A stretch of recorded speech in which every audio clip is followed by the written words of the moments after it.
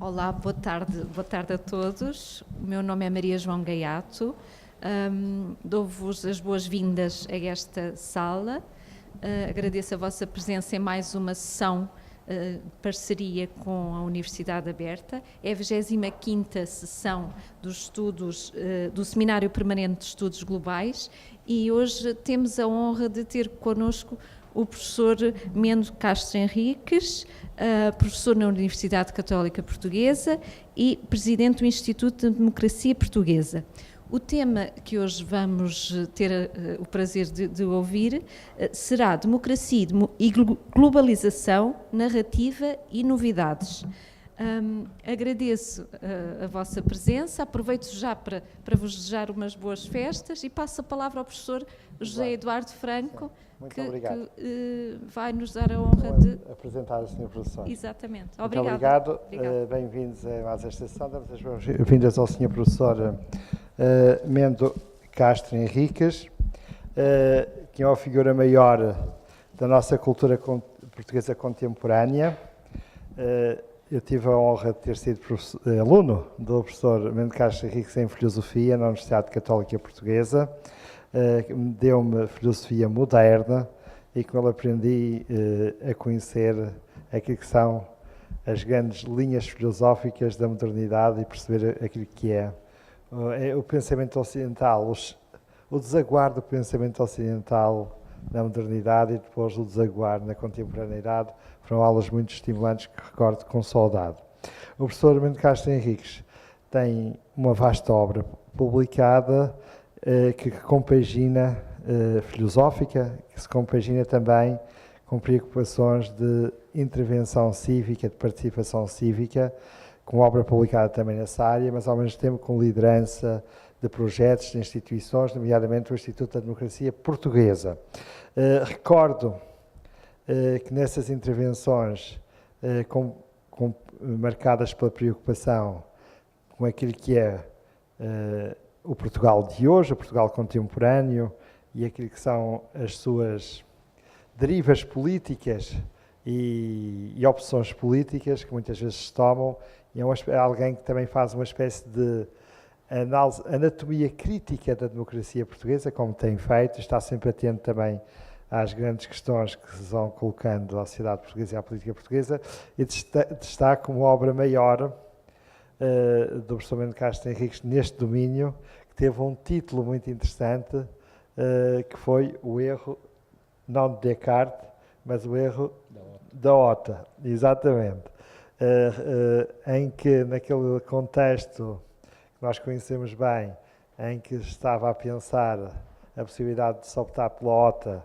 para fazer um novo aeroporto, foi uma obra muito importante, teve um grande sucesso e algum impacto, em que reuni vários especialistas, e isso ajudou de qualquer maneira a repensar essa opção e a não fazê-la.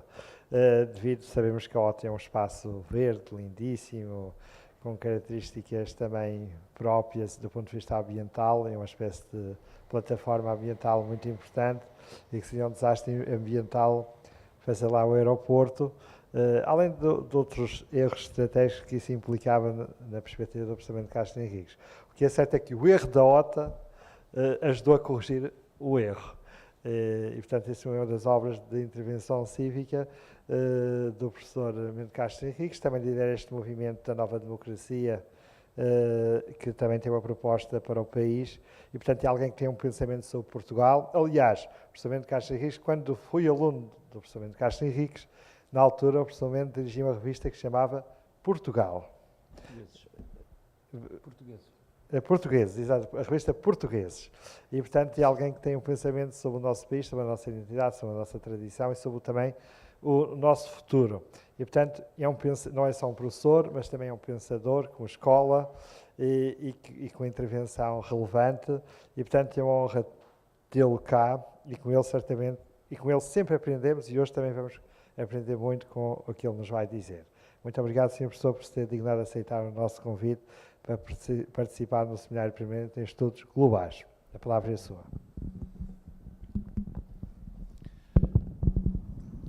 Muito boa noite ou boa tarde a todos os presentes e aos que nos escutam online, pelos meios digitais. Senhora Doutora Margarida, muito obrigado por acolher nesta casa e pelas suas palavras, e naturalmente amigo e professor José Eduardo Franco, amigo e discípulo e professor Eduardo Franco, nas suas palavras exageradas sobre a minha valia, mas em que disse uma verdade, em que eu posso acrescentar que a sugestão do título dessa obra foi o próprio José Eduardo. Portanto, tal como há aqueles autores que são capazes de fornecer, em inglês diz lyricist, que fornecem as letras das canções, não é? Neste caso, o José Eduardo Franco também forneceu um título da obra que de facto teve o seu impacto na altura, e de outras. Muito bem, dentro deste seminário está anunciado o título, não é verdade? Globalização e democracia, narrativas e novidades. O que eu gostaria era trazer algumas considerações neste cerca de 30 minutos, não é verdade, que são dados, sobre o que é a narrativa convencional sobre a democracia e aquilo que, por um lado, a investigação, mas por outro lado, a história contemporânea e a prática dos povos têm ensinado, em que sentido tem evoluído este conceito tão amplo e tão antigo, mas ao mesmo tempo tão cheio de potencialidades, que é a democracia. Naturalmente que é um tema que possivelmente todos os presentes já trataram de alguma maneira e se continuarão a preocupar, e por isso mesmo, dada a vastidão do tema e a bibliografia quase ingente, não é? Nem todas as belíssimas prateleiras desta biblioteca chegariam se fôssemos acumular todas as obras que há sobre democracia nas mais variadas línguas. Mas recentemente, de facto, eu debrucei-me sobre o assunto e por isso é que vou basear-me nisso, numa obra que acaba de ser publicada, que se chama A Promessa da Política, e que, naturalmente, é mais do que, para dizer a verdade, em todos os capítulos e mais explicitamente num deles, se aborda sobre esta questão da democracia que nós temos hoje. Dentro das narrativas correntes de democracia, como todos sabem, é costume identificar a sua origem na Grécia Antiga, na Grécia Clássica, mais particularmente em Atenas e mais particularmente no finais do século, inícios do século V a.C., ou seja, em que grandes figuras do século de Péricles a instauraram. Hoje em dia essa visão está ultrapassada, devo dizer. Já ninguém diz de uma forma teoricamente sustentada que a democracia começou em Atenas, por duas razões. Primeiro, porque a investigação estabeleceu de que antes de Atenas há pelo menos, se quisermos ser eruditos, 27 cidades-estados gregas que já tinham instituições de voto popular, portanto, em que não só a palavra, mas a instituição democrática existia. E todas elas sobreviveram documentos, um dos mais conhecidos são os documentos de Kos, da cidade-estado de Kos, e sobre eles podem debruçar-se, por exemplo, uma obra recente de John Keane, que estudou muito bem este assunto na Vida e Morte da Democracia, uma obra que se está a tornar um clássico, porque faz remontar a quase 100 anos antes de Atenas a origem das instituições democráticas. Por outro lado, como costumamos dizer, tudo pode ser novo sob a lua, mas quase nada é novo sob o sol. Onde é que os atenienses e os outros gregos foram buscar o conceito de democracia?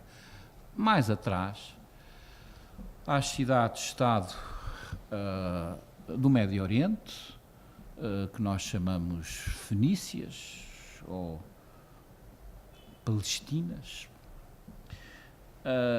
e também às cidades-estado da Mesopotâmia, no cerca do ano 1000 antes da nossa era, cidades como Ur, Lagash, Eridu e outras, onde existem já instituições democráticas. Por outro lado, a investigação estabelece que a democracia local, não em termos de cidade-estado, existe em todos os continentes e todas as sociedades. No continente americano, no continente africano, no continente até australiano, ou subcontinente, ou asiático também, existem democracias locais, tribais, formas de autogoverno em que a voz do povo tem importância na escolha dos seus representantes e dirigentes. Isto, por um lado, significa que temos que generalizar o conceito de democracia, não como a criação cultural, que era a visão convencional que tínhamos do gênio grego e ateniense, o milagre grego, esta noção um pouco ultrapassada, de que teria havido absolutamente circunstâncias excepcionais que só ali é que permitiriam, mas a potencialidade democrática está em várias culturas, em várias civilizações e em épocas anteriores. Bom, naturalmente, as circunstâncias atenienses, o poderio criado pelas reformas do século, finais do século VI e início do século V, permitiram que, de facto, as instituições atenienses se tornassem consolidadas, frutíferas e depois reproduzidas em algumas das suas colónias, não é? O nosso Eduardo Franco foi o organizador recente de um belíssimo congresso sobre o Padre Manuel Antunes, e nós todos que fomos alunos do Padre Manuel Antunes tínhamos que aprender as diferenças entre a escatoquia e a escleroquia, os vários tipos de colónias gregas que reproduziam as suas mães. Portanto, primeira ideia, a democracia tem origens mais amplas do que o convencional milagre grego e ateniense. Mas, em segundo lugar, há uma grande linha de investigadores que chama a atenção para uma outra matriz democrática, que é a matriz da cultura judaica ou hebraica. Isto é, de que em Israel, pese embora ser um povo muito insignificante em termos de população e de território, no mundo antigo, face aos grandes impérios circunvenientes do Egito, do Império de Ciro, do Império Persa, e mesmo face a outras cidades-estado fenícias, o certo é que em Israel as escrituras comprovam que existe também um sentimento democrático baseado naturalmente no conceito religioso de que todos são igualmente filhos de Deus. E em termos mais concretos, isso nota-se nos períodos que antecedem e depois que sucedem à instituição da monarquia em Israel, que é uma instituição contestada, uma vez que na expressão das escrituras a instituição da coroa, quando o povo vai pedir um rei como as outras nações, dá-nos um rei, vão pedir ao juiz Samuel, dá-nos um rei como as outras nações, como aos gentios, o que já é estranho do ponto de vista, digamos assim, originalmente israelita, querer rebaixar-se ao nível dos gentios, e a resposta de Samuel é que, bom, mas um rei é como aquelas árvores que não dão fruto para que quereis um rei. O certo é que a monarquia acabará por ser instituída e depois também cairá, e Israel mantém-se sempre como uma comunidade viva. O movimento profético surge muito rapidamente para corrigir os excessos da coroa, e esta ideia da igualdade dos filhos de Deus, depois traduzida nas primeiras legislações, nas legislações sociais a favor dos órfãos e das viúvas de guerra, o óbolo dos órfãos e das viúvas, e também traduzida na instituição do jubileu, ou seja, no perdão das dívidas das populações pobres que acumulavam. O certo é que todas estas medidas de Israel e a permanência da Tahal, ou seja, da Assembleia, termo que depois passa para a Igreja Cristã sob o nome de Eclésia, que é o que significa Igreja, uma Assembleia, a Assembleia do Povo de Deus, faz de que Israel hoje em dia cada vez mais se pensa nisso, é também o Israel clássico, obviamente que é disso que estamos a falar, e as escrituras são uma das origens do sentimento democrático. Estas duas linhas, curiosamente, convergem naturalmente numa das vias da Igreja que é, por exemplo, o governo das congregações religiosas. Todas as congregações religiosas têm casas do capítulo, são democráticas, e é nas casas do capítulo, ou seja, que reunidas elas elegem o seu superior, digamos assim, pode ter vários nomes, mas que precisamente é eleito, esse sentimento de eleição, que passa, aliás, depois para o próprio pontificado, que obviamente uma eleição até à reforma do monge Hildebrand, Gregório VII, uma eleição muito, como se diria hoje, martelada, mas que a partir de Gregório VII se torna apanágio de um colégio, a cúria dos cardeais, que na verdade dura até aos dias de hoje, onde se pensa, aliás, e bem, em reformar essa forma de eleição. Mas é a Igreja que recolhe também esta dupla tendência clássica e judaica da democracia como o sentimento da igualdade de todos, enfim, perante um poder que é transcendente e divino, no caso judaico, bem, um poder que é o poder da lei, no caso clássico grego.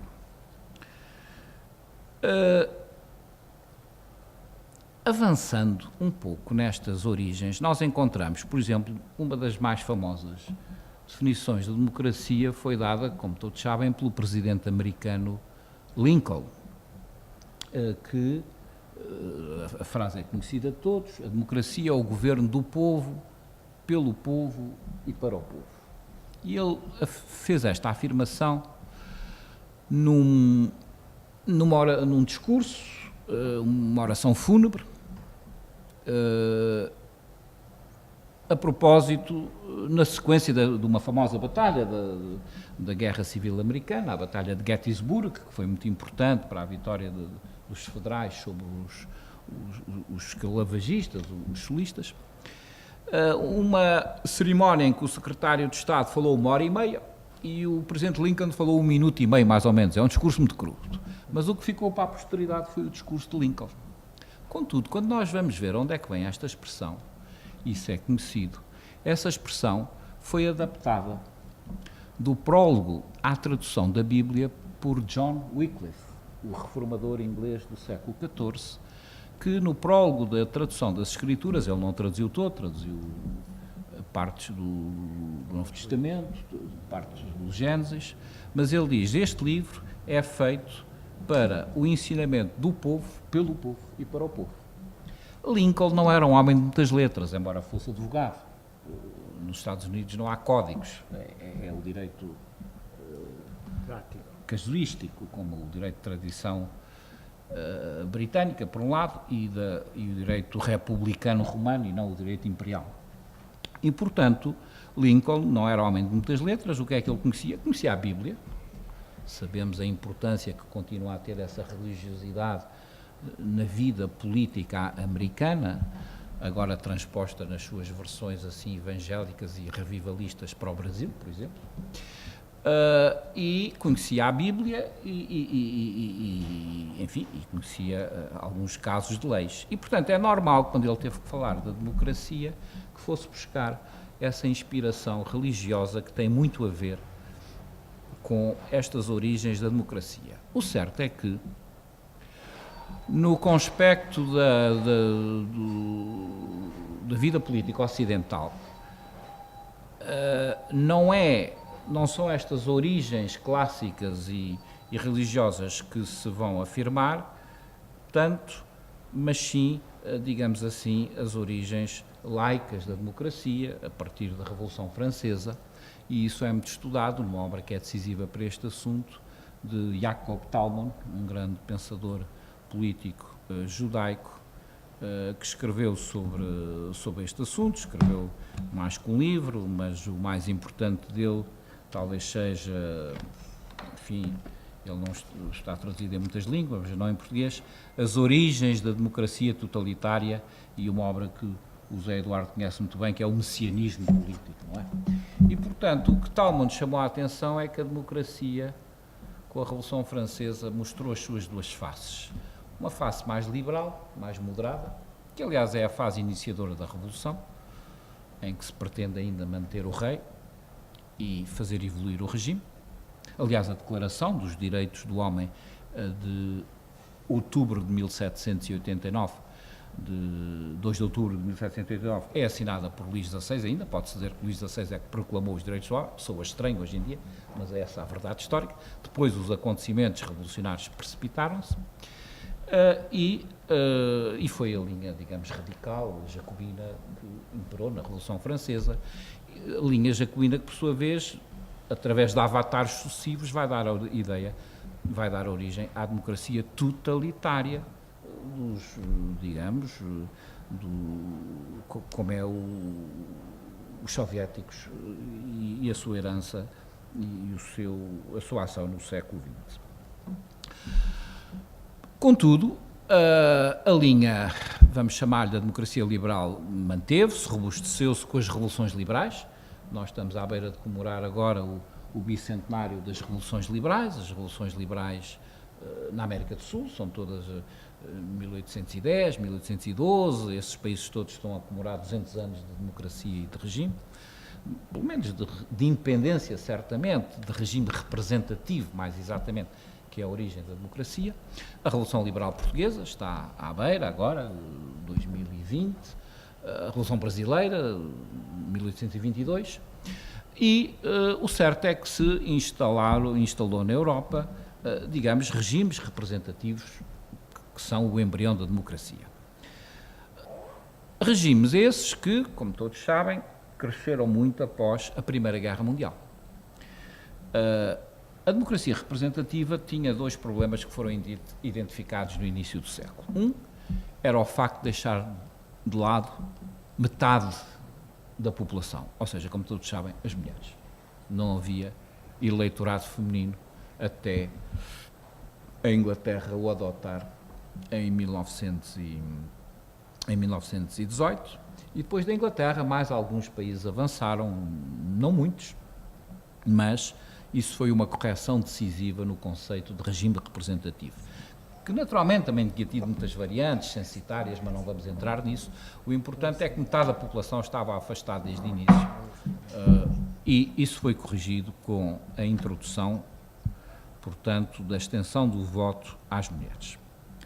Lembrem-se só que no caso da República não havia, houve uma mulher que conseguiu votar quase por engano, como sabem, nas eleições republicanas, porque se apresentou como cabeça de casal, mas logo a seguir foi proibido rapidamente, porque os caciques republicanos temiam, tal como diminuíram a capacidade de voto, o universo eleitoral português cai a pique da monarquia, onde chegou a ter quase 1 milhão de eleitores para 200 ou 300 mil no regime republicano, porque eles temiam o que chamavam a ignorância das massas, que não iriam votar bem ou votar como deve ser, como se diz, não é? De acordo com, mais uma vez, as manipulações. Mas, esse pormenor à parte, esse foi uma evolução que a democracia teve que ter a seguir à Primeira Guerra Mundial, uma vez que as mulheres se tinha provado que tinham participado maciçamente no esforço da guerra na indústria das munições e noutras indústrias. E, portanto, era uma injustiça gritante não as poder trazer para o processo político, porque elas tinham ajudado a ganhar a guerra aos aliados. Em segundo lugar, foi identificado outro problema que os teóricos chamavam a lei de bronze das oligarquias. Isto é, que qualquer democracia representativa tem tendência a desenvolver, a perverter-se, a desvirtuar-se, porque passa a ser dominada por um pequeno número, oligarquia, e, embora seja formalmente representativa, deixa de ser verdadeiramente representativa do povo. Essas críticas à lei de bronze das oligarquias não tiveram uma resposta fácil. Normalmente a resposta é a transformação partidária, surgem novos partidos, mas o certo é que outra resposta negativa foi os regimes autoritários que invadiram a Europa após a Grande Depressão nos anos 30, precisamente pelas insuficiências das democracias europeias, não é? Veio a Segunda Guerra, que mais uma vez foi um choque entre forças políticas em que ambas, os aliados, lá está, americanos, europeus e soviéticos eram aliados, e no fundo eram as duas faces da democracia contra o totalitarismo fascista, ou nazi, ou nipónico, para o caso idêntico.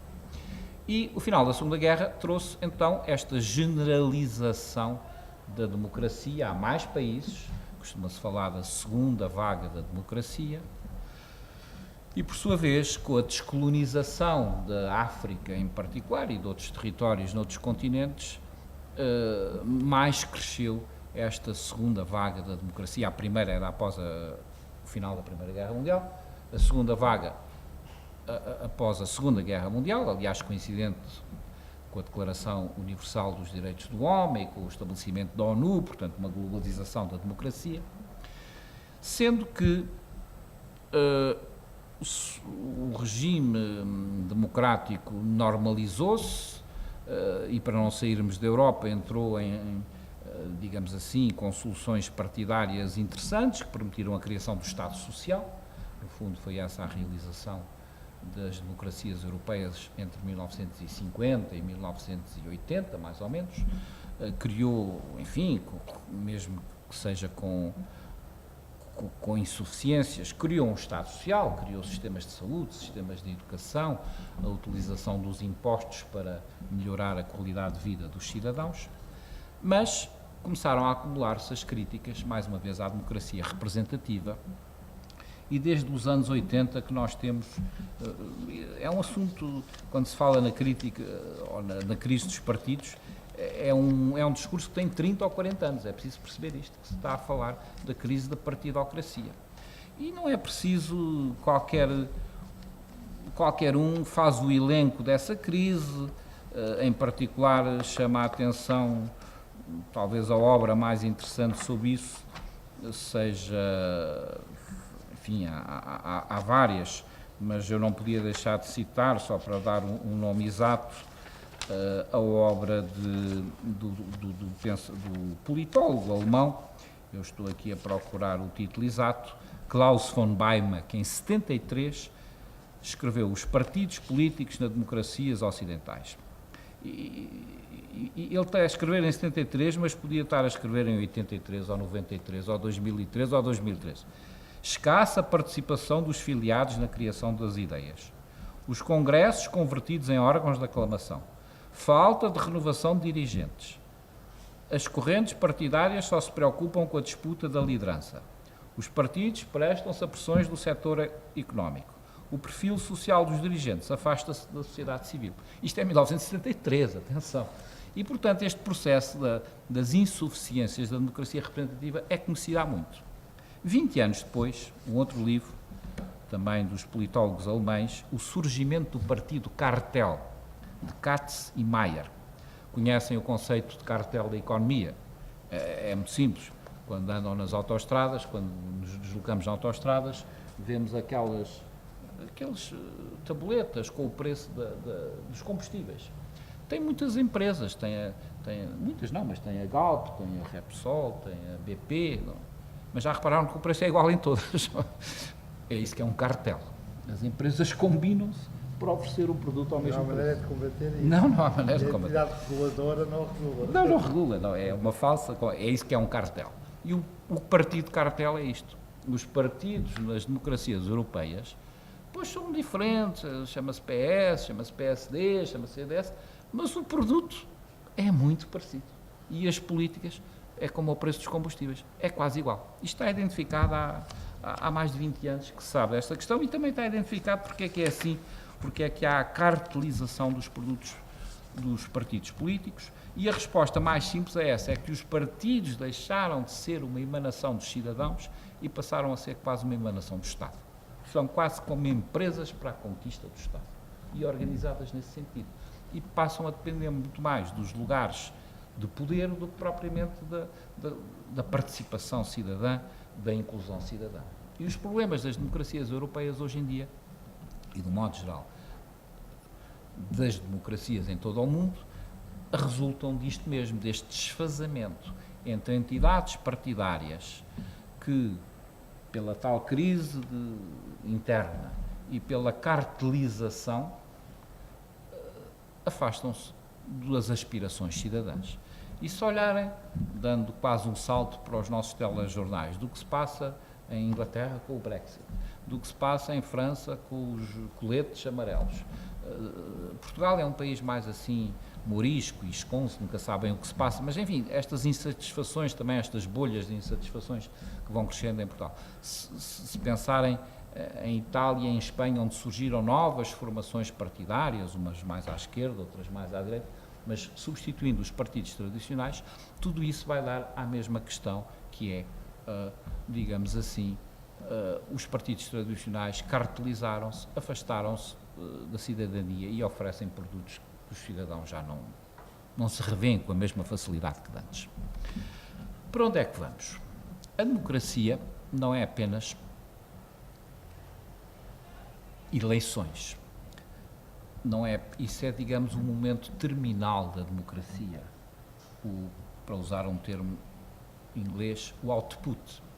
Mas antes de chegarmos lá, a democracia tem momentos anteriores de deliberação e de escrutínio. Democracia é deliberar. Democracia, mais uma vez, é isso que é o Tzahal em Israel, é isso que é a eclesia na igreja. A democracia começa por ser uma assembleia, começa por ser uma conversação. Pessoas que se juntam e que deliberam o que é que será melhor fazer, que cenários é que temos, que propostas é que são preferíveis. É o momento, os ingleses também têm um nome para isto, do input. Primeiro é preciso pôr qualquer coisa a debater. É aí que começa a democracia, é pela conversação, é por escutar os outros e por falar e deixar falar os outros, não é verdade? Ainda não estamos a decidir nada, estamos só a deliberar. E, portanto, os procedimentos de democracia deliberativa têm crescido muito na Europa. Todos já ouviram falar desde os júris de cidadãos, as comissões de cidadania. Agora, as petições estão-se a tornar também importante, as iniciativas cidadãs. Bem, há muitas formas de introduzir aquilo a que o teórico americano Joseph Bessett chamou num livro célebre a democracia deliberativa, que há 20 ou 30 anos atrás parecia apenas uma utopia, mas cada vez se torna mais evidente com o quê? Com os meios digitais. De facto, a revolução nova, a revolução industrial, às vezes chama-se a terceira ou a quarta, pois isso não será tão importante, ou até se diz que é a política 3.0 ou 4.0, bom, enfim, isso são etiquetas, mas o certo é que os meios digitais potenciaram, como é evidente, e estão a potenciar cada vez mais a democracia deliberativa, porque permitem a troca em tempo real quase. Estamos aqui e quase garantia que cada um de nós tem o seu telemóvel, não é verdade? Devidamente acautelado durante a sessão, mas está lá, o meu há bocadinho tocou, cheguei assim. Mas o certo é que há ferramentas e há instrumentos que cada vez mais estão a trazer, digamos, a voz de cada cidadão e de cada indivíduo para a deliberação e, no futuro, talvez mesmo para a decisão. Por outro lado, mas ainda, portanto, o que eu quero salientar antes de passar ao outro ponto, portanto, democracia representativa e eleitoral, agora estou a insistir na democracia deliberativa e depois ainda falarei da democracia de escrutínio, mas o certo é que este momento da deliberação é decisivo. E o que acontece é que nós estamos num momento de transição não, de mudança, seria transição se a mudança fosse organizada. Neste momento estamos apenas a mudar, sabemos que nada será como antes, mas ainda não sabemos o que é que vai ser. E, sobretudo, estamos sob o efeito do medo. As pessoas têm medo do futuro. Eu falo muito disto neste livro da promessa da política, porque a promessa é para nos libertar do medo. Têm medo desde já, por exemplo, que os seus filhos não tenham emprego, se é que as próprias pessoas já não estão desempregadas. Têm medo porque dizem-nos muitas coisas sobre a tecnologia, uma é que vai criar muitos empregos e muitas atividades, mas outra linha diz-nos que a tecnologia, pelo contrário, destrói trabalho humano, não é? Já há locutores artificiais, já há advogados artificiais. O ano passado, o prémio do melhor professor online nos Estados Unidos, no estado do Texas, foi dado a uma professora que afinal não era uma professora, era um algoritmo, não é? Não existia. Mas depois tinha... Portanto, estas coisas estão-se a complicar, todos sabem exemplos disso, e temos aquela Sofia, não é? Que está sempre a aparecer aí, ao pé de Ronaldo e não sei quem. Portanto, estão a aparecer muitos exemplos de que o futuro humano de empregabilidade está ameaçado por aquilo que devia ser positivo, que é a libertação do trabalho físico, mas que se ameaça tornar, não é só o trabalho físico, é também o trabalho intelectual e, portanto, é preciso encontrar outras formas de realização humana. Seja por este futuro mais remoto, seja pelo futuro mais próximo, uma frase que me causou muita impressão e que é muito marcante, utilizada pelos coletes amarelos em França, é que o presidente Macron preocupa-se com o fim do século, aquela questão da transição das energias. Nós preocupamos com o fim do mês. Concordo. E isto é muito verdade. De facto, pronto, por questões de evolução económica, a transição energética, como se diz em França, não é? É preciso modificar, mas depois ao fim do mês, que é já. E as pessoas têm medo do fim do mês e têm medo do fim do século, ou do fim do decénio, como quisermos. E este medo está, como todos sabem, está a levar a uma regressão nas democracias representativas para os partidos autoritários que estão a surgir na Europa do Leste, na Hungria, na Polónia, enfim, fenómenos em França, em Inglaterra também, não é? O Brexit é um desses fenómenos de medo típico. Aparentemente agora vai ser revertido, felizmente, ou seja, o medo foi combatido, a desinformação está a ser combatido e quase certamente que haverá um segundo referendo. Mas vejam que o medo é muito forte. O medo que leva ao isolacionismo, que leva às fronteiras, como disse o Papa Francisco, pois a minha profissão é criar pontes, é isso que é um pontífice, não é criar muros, não é? Foi isso que ele disse a propósito do Presidente Trump, aos que criam muros e aos que criam pontes, aos que têm medo e aos que querem cumprir uma promessa, não é? E a democracia precisa para combater o medo, precisa, portanto, voltando ao meu fio do meu raciocínio, precisa ter esse aspecto de democracia deliberativa e os instrumentos digitais podem ser um elemento para isso. Por outro lado, a democracia precisa de ser uma democracia de escrutínio. Os ingleses também têm um termo para isso, é throughput democracy, e agora retomo os termos ingleses. Os ingleses têm, aos americanos, a própria língua é assim um bocadinho mais primária do que a nossa, não tem tantas nuances como as línguas latinas, e portanto eles falam de input democracy, throughput democracy e output democracy. Nós normalmente só falamos da parte final, eleições, output, resultados, decisões. Mas antes disso temos a deliberação e temos o escrutínio. O escrutínio é muito importante. Esses elementos estão a crescer, felizmente, a capacidade de escrutinar os representantes políticos. Para não sairmos do caso português, vejam agora como é que os deputados, é preciso que tomem cuidado se vão lá mesmo estar presentes ou não, estão a ser escrutinados. Ou, por exemplo, os juízes, vejam este caso estranhíssimo, que querem modificar a composição de quem é que nomeia os magistrados do Ministério Público, que está a ser discutido, uma coisa escandalosa, não é? Iriam ter uma nomeação política, não é? A própria senhora Procuradora-Geral, e muito bem, ontem, ao discursar em Coimbra, ameaçou demitir-se. Então, eu fui eleita para uma coisa e agora vou-me pôr a presidir um comitê político, não é? Portanto, sinais muito importantes e muito graves, a própria perseguição que está a ser feita ao Sr. Juiz Carlos Alexandre, como é mais ou menos evidente, tem a ver com esta questão os poderes políticos ameaçados, poderes políticos e económicos, ou poderes políticos agenciadores de poderes económicos, uma expressão que o José Eduardo gosta muito, não é? Os políticos são agenciadores de poderes económicos, ameaçados na sua base, querem afastar o escrutínio. Ora, a democracia é escrutínio, é vigilância. Em princípio é isso que quer dizer bispo na Igreja Católica, mas há uns que não são assim um bocadinho muito vigilantes deles mesmos. Mas a ideia do episcopos, ou seja, aquele que está a observar, a escrutinar, é essa a função também da democracia, só que os órgãos de informação que eram supostos fazer esse escrutínio da democracia, deixam muito a desejar hoje em dia, porque estão entregues normalmente a poderes económicos e a poderes financeiros que não os deixam escrutinar coisa nenhuma.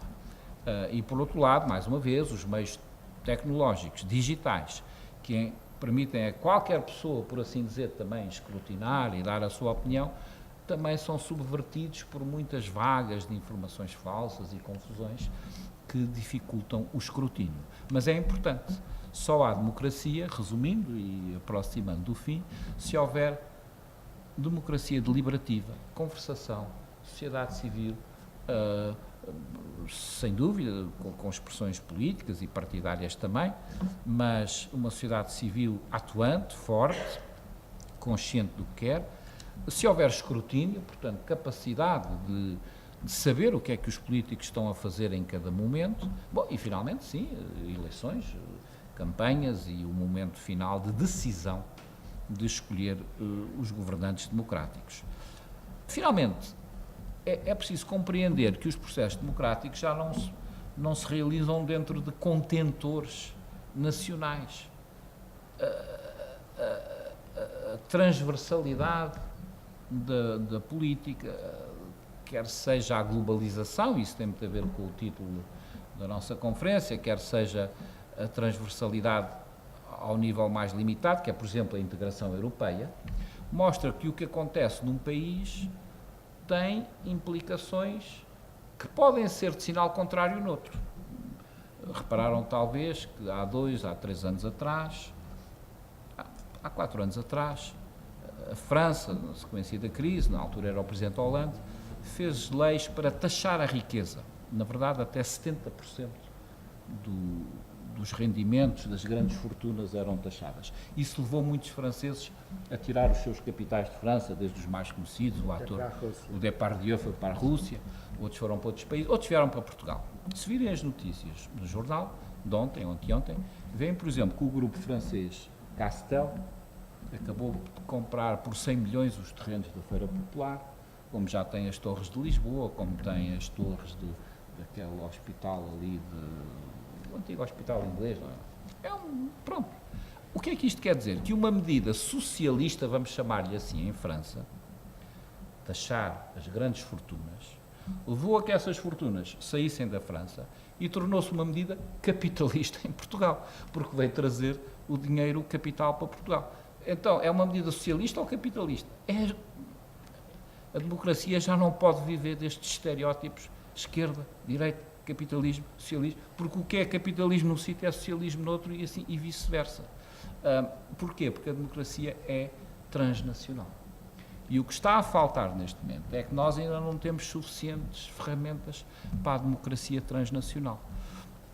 Temos, é verdade, a União Europeia, para a qual se aproximam eleições muito importantes, mas não há consciência no eleitorado destas questões. Continua-se cada um a julgar, isto, deputados europeus, é só arranjar umas pessoas nossas que vão lá para Bruxelas dizer umas coisas, nem interessa muito, porque eles não dizem, não fazem nada de importante. Quando, isso faz parte do Tratado de Lisboa, mas não está explorado, os parlamentos nacionais têm muito mais a dizer no Parlamento Europeu e vice-versa. Na realidade, cada vez mais vai ser preciso vozes, por exemplo, de Portugal na Europa, que sejam as vozes da Europa em Portugal. Não pode haver, tem que haver um afinamento de processos transnacionais da democracia.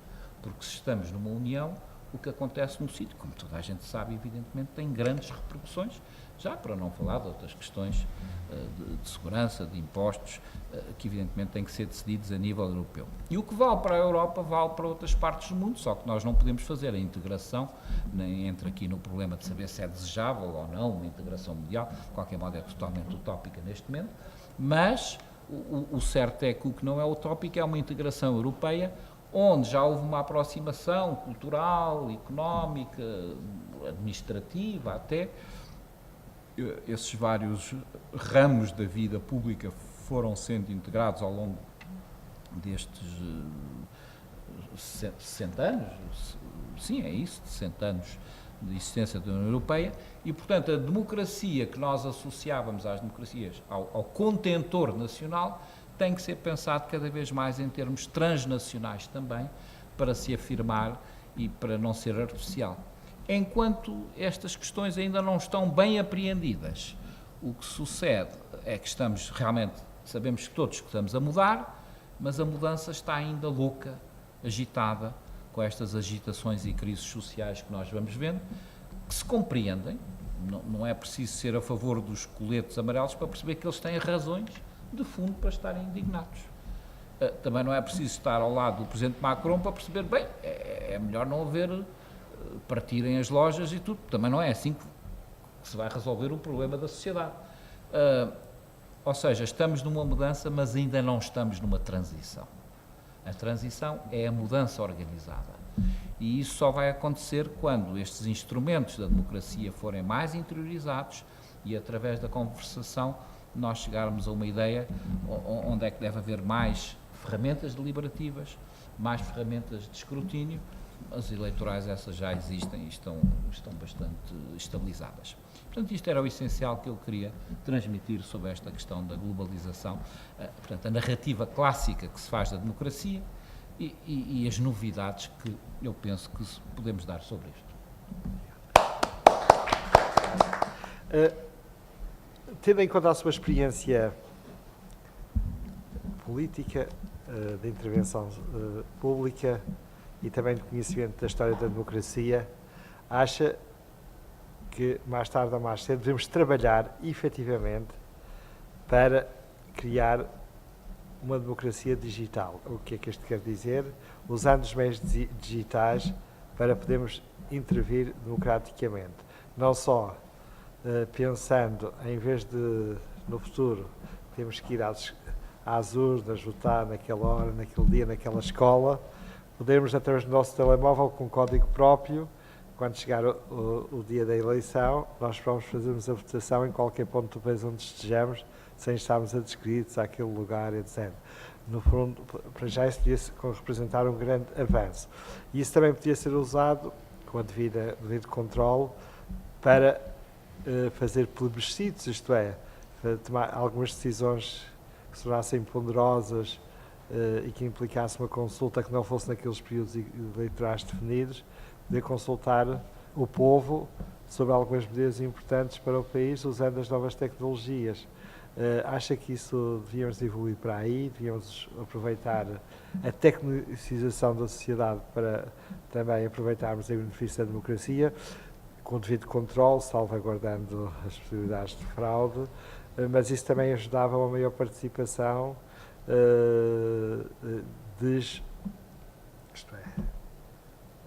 desterritorializando aquilo que são os atos da democracia. O que é que pensa desta possível evolução que mais tarde ou mais cedo poderá acontecer? Sim, muito obrigado pela pergunta e sem dúvida que existem todas as possibilidades técnicas para o voto digital, quer para as eleições clássicas, periódicas, quer para formas de referendo ou plebiscito. Mas lá está, isso é no âmbito da terminal da democracia, da tal democracia eleitoral, output democracy, democracia de saída. Antes disso, é preciso trazer as ferramentas digitais para a democracia deliberativa. Isto é, todos os dias jornais fazem entrevistas, televisões apresentam comentadores, portanto, a deliberação parece permanente. Mas, na verdade, não é muito estruturada. As redes sociais, as mais variadas, Instagram, Facebook, Twitter, elas tocam segmentos diferentes de pessoas e conforme os países também há variações. Mas essa conversação é uma conversação da qual não é evidente que se tirem conclusões. Pronto, ela existe, tem uma espécie de meteorologia, não é? Há assim umas tempestades, há umas vagas e depois aquilo passa, mas não fica muita espuma e pouca realidade.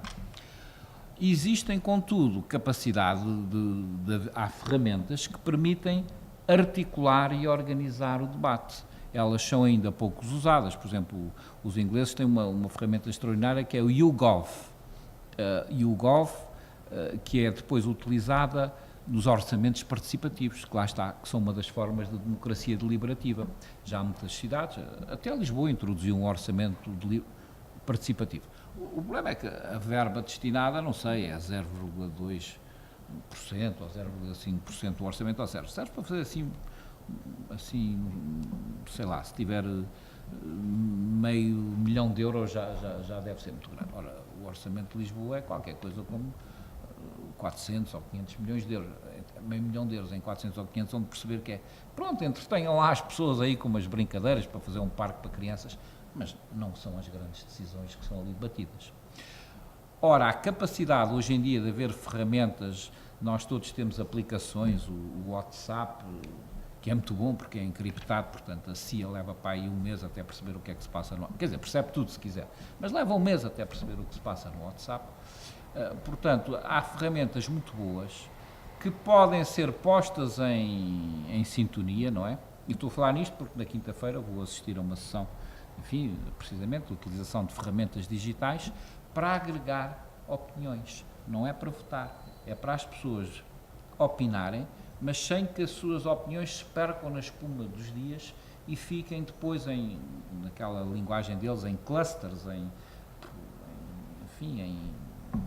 clusters, é como nas abelhas, como é que se diz? Os favos, não é? Os favos formam colmeias, no fundo, né? Mas é o sentido físico da colmeia, cada pessoa é um favo e aquilo fica organizado, não é apenas uma coisa que se diz e que depois passa. Estas ferramentas existem, portanto isso tem que ser. E depois para o escrutínio também. As sondagens são uma forma de escrutínio, mas um bocadinho primária. Portanto, resumindo a resposta, Zé Eduardo, sim, as ferramentas digitais devem ser bem utilizadas, não só para um momento terminal, que é o voto eletrónico, sem dúvida, mas teria que ser controlado. Ele não foi introduzido, não é por acaso, porque tem a ver com, está ali uma latinista que não me deixa mentir, quis custodiet ipsos custódias, não é? Quem é que guardará os guardas? Quem é que vai guardar os que gerem o sistema informático? Problema complicadíssimo, porque por isso é que nos Estados Unidos não permitem voto eletrónico, porque o sistema permite-se a muita manipulação e muitos hackers e muita confusão. Portanto, esse é um problema que não é nada fácil de resolver, porque tem que ser entregue a técnicos. E qual é o técnico que vai guardar o técnico? Tem que saber tanto como o técnico. Tem que saber tanto como o técnico. Isso é muito difícil dizer. Mas isso é o momento terminal da democracia, depois há os outros. Não respondo já, mas eu digo que o centro da democracia até não está nas ferramentas digitais, atenção, está em ser uma democracia social, em dar resposta aos problemas sociais. Mas isso pode ser que seja outra pergunta. Mais alguma questão? Agora a ronda de perguntas para respostas finais. Dr. Porfírio Pinto, tenha à vontade. Ainda relativamente a estes instrumentos digitais, há o problema também da manipulação de resultados e de campanhas, etc. O que é que isto é um desafio que se põe à democracia atualmente? Mais alguma questão? Susana? Força.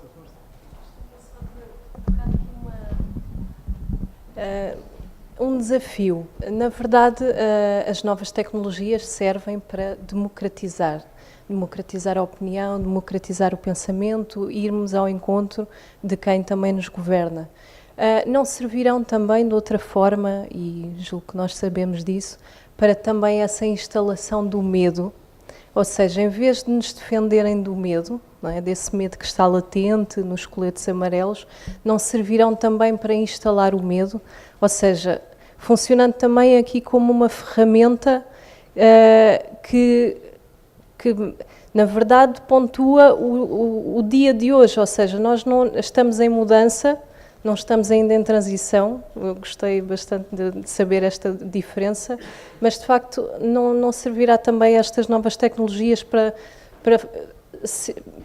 ser esta disjunção, para criar esta tensão entre uma facilidade, mas também para ajudar a instalar o medo. Por acaso li há algum tempo um excerto de um texto do Rui Zinck, que se chama precisamente A Instalação do Medo.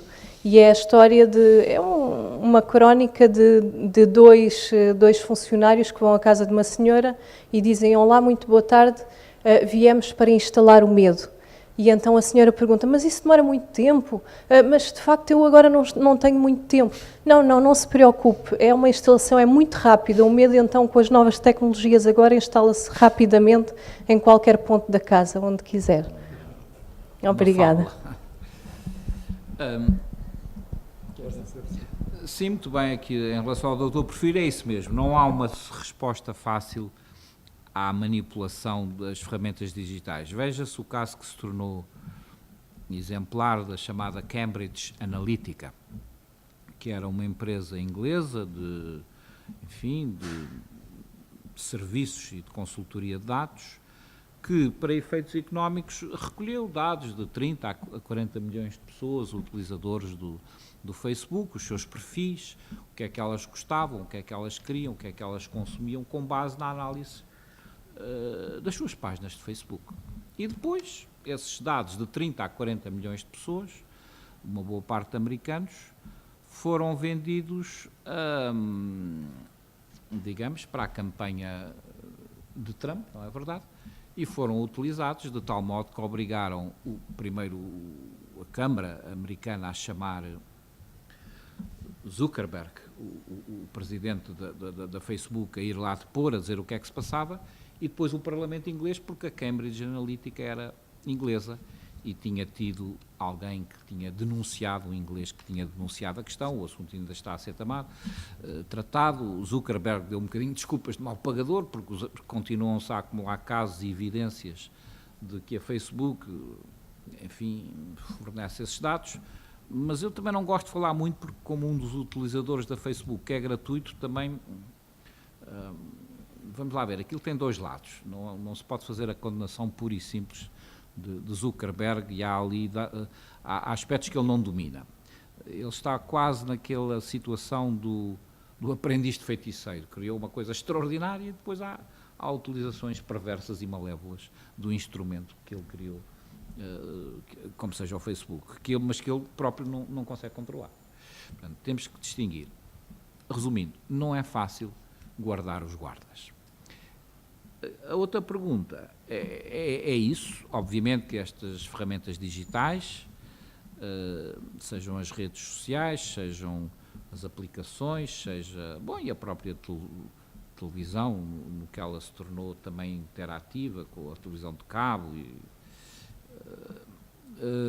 obviamente que serve para instalar o medo também, e está a ser usada nesse sentido. Mas o que eu estou em crer é que, e o que eu penso que é a nossa vocação e a nossa obrigação, por um lado a obrigação cívica, não é? Mas mais do que a obrigação cívica, é o nosso impulso moral que se sente ofendido e indignado quando nós vemos os abusos de confiança, que é essa instalação muito fácil do medo. E acho que só poderemos combater isso se formos ao encontro ao coração das pessoas, do que as pessoas querem. Isto é, não se combate o medo por medidas anti-medo só. Combate-se o medo conquistando verdadeiramente o coração das pessoas, indo ao encontro das suas aspirações. E as suas aspirações são da pessoa comum, sem dúvida que ela quer uma vida mais digna e quer uma sociedade mais justa e quer mais livre. Não sei se é utópico, se não. Sei que é isso que é, querer uma sociedade mais justa, mais livre, mais solidária. É isso que eu chamo a promessa da política. É isto que a política promete. Vivermos todos num mundo melhor, não é? Conseguimos. Só o conseguiremos, quanto a mim, se soubermos exatamente as implicações do que estamos a prometer e não fizermos promessas falsas, promessas irrealizáveis, promessas eleitoralistas, promessas populistas, não é? Que é o que há mais. Portanto, é preciso, de facto, que esta mudança social muito rápida que estamos a assistir, para que se transforme em transição, quer dizer, uma mudança em que estamos a ver a luz ao fundo do túnel, uma mudança em que estamos a ver as etapas em que podemos combater a falta de solidariedade, e a falta de liberdade, e a falta de dignidade, não é? Por exemplo, há dias foi à televisão aquele senhor que foi antigo ministro e antigo responsável da Caixa Geral de Depósitos a dizer: não, eu sou inocente. Parece aqueles indivíduos, às vezes há uns idosos que são apanhados na autoestrada a andar em sentido contrário. Não, os outros todos é que vinham no sentido contrário, eu estava bem, não é? E, portanto, o doutor Armando Vara foi à televisão dizer: não, eu estou inocente, por acaso fui condenado pelo Tribunal de Aveiro e pela Relação do Porto e pelo Tribunal, e pelo Supremo Tribunal e pelo Tribunal Constitucional, mas eles devem estar enganados porque eu estou inocente. Ora bem, isto é inaceitável. Quando nós chegamos a estes extremos de despudor, de desvergonha, de ir contra todos, então há qualquer sino e campainha que tem que tocar dentro de cada um de nós e dizer: não pode ser. Há limites ao despudor de pessoas que estão a atentar contra a nossa liberdade e contra a solidariedade. E isso é preciso descobrir o que causa medo nas pessoas. E o que causa medo nas pessoas, como sempre, é a incerteza do futuro, deles e dos filhos. E é preciso, como diz um autor que eu gosto muito, o Bernard Londra, não é? O problema do conhecimento tornou-se uma questão social. O problema do conhecimento, disse ele, já não é o problema dos sábios que estão, enfim, a fazer investigações ou nos laboratórios. O problema do conhecimento é um problema social. As pessoas têm enormes potencialidades de conhecimento, de informação, à beira dos dedos, mas não o sabem usar. E por isso são muito manipuladas. Então é preciso transformar essa potencialidade de conhecimento, articulá-la, pô-las a conversar, estruturar-lhes a conversação. Não é mandá-las pensar de uma maneira, é conversem, dialoguem e cheguem-se à verdade. Por outro lado, se o fizerem de uma forma articulada, nós chegamos à questão social. Isto é, todos conhecem aquele programa Erasmus, que é o Erasmus, a circulação dos académicos, alunos e professores na Europa. Agora há um único programa Erasmus que engloba tudo. Antes havia o Erasmus e havia o Comenius, havia assim, umas separações. Ora, o que nós estamos a precisar na Europa é uma espécie de Erasmus social. Tem que haver umas garantias de que os trabalhadores também vão poder, que uma pessoa, eu sou daqueles que defende que se deve eliminar a palavra desempregado. Se uma pessoa cai no desemprego, o Estado tem a obrigação de pegar nela e reformá-la, dar-lhe cursos, dar-lhe outra formação. Não é toma só uns tostões, uns cêntimos, que agora tu és um desempregado, estás para aí, olha, contenta-te. Não deve haver desempregados, deve haver pessoas, lá está, que estão a transitar para a nova formação. E isso é o que eu chamo o Erasmus social. Isto para mim é decisivo para ir ao encontro do totalmente das pessoas. Muito bem. Sr. Professor, muito obrigado mais uma vez pela sua interessantíssima conferência, que a todos nos inspirou e pensou novos caminhos para a democracia, e nos ajudou a pensar novos caminhos para a democracia. Muito obrigado, boa noite, bom regresso a casa, Feliz Natal e bom Ano Novo. Obrigado, fiquem bem.